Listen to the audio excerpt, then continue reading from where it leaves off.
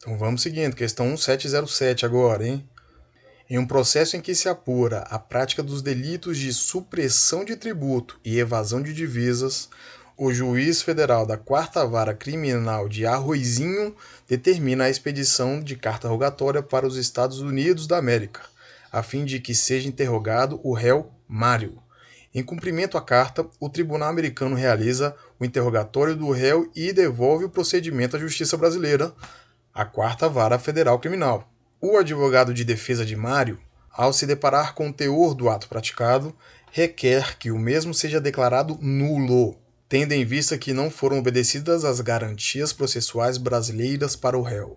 Nossa historinha. O Mário está no Brasil? Não. Primeiro ponto é esse. O Mário não está no Brasil e ele está sendo réu em um processo, ó. Um processo em que o Mário é réu. O que aconteceu? O juiz da Quarta Vara Federal enviou um pedido lá para os Estados Unidos para que o Mário fosse interrogado.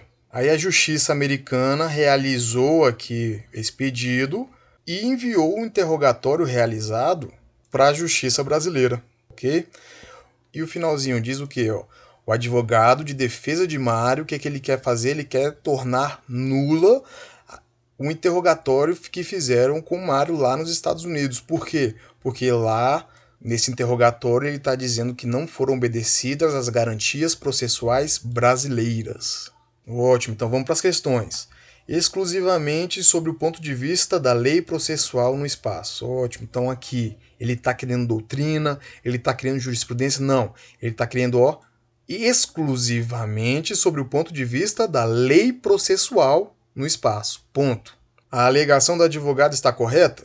Ou seja, o advogado pode alegar que o interrogatório é nulo porque não foram obedecidas as garantias processuais brasileiras no interrogatório ocorrido lá nos Estados Unidos? Tá certo isso? Vamos lá, item A.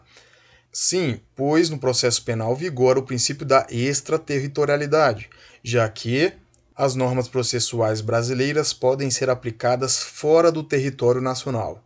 Na nossa leitura aqui do nosso Código de Processo Penal, o que temos no artigo 1º?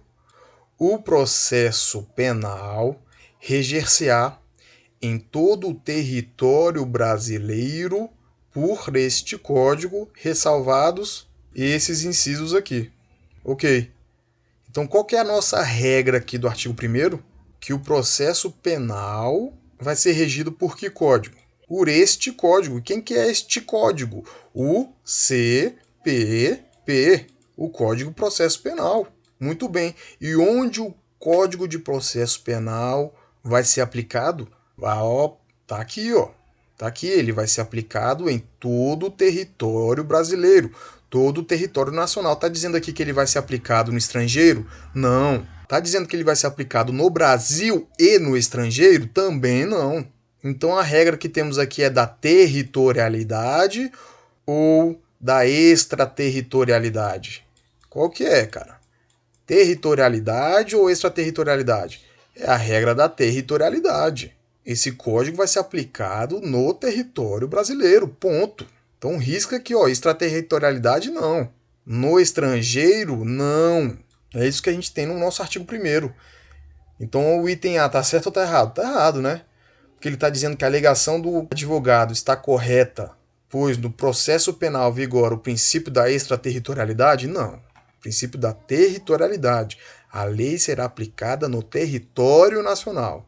E o finalzinho aqui, ó, já que as normas processuais brasileiras podem ser aplicadas fora do território nacional. Já vimos que a literalidade do nosso artigo 1º diz justamente o contrário, tá? Item B.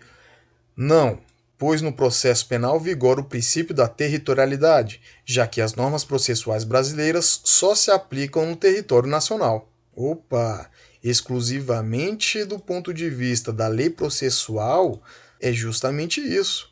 Este código, Código de Processo Penal, vai ser aplicado aonde? Em todo o território nacional, em todo o território brasileiro. Ponto. Não fala nada de território estrangeiro aqui, tá? Então o nosso item B é a nossa resposta, ó. Vou marcar aqui, tá? Fica parecendo que está forçando a barra dizendo que só se aplica no território nacional?